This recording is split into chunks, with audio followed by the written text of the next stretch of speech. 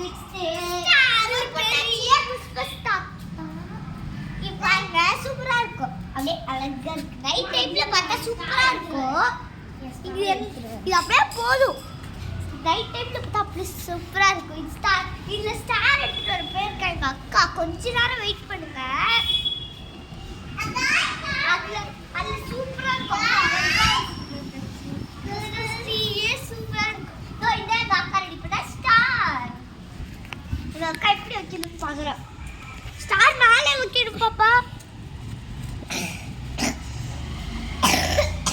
Star பண்ண அழகா இருக்கு. ஸ்டாருக்கு நாங்க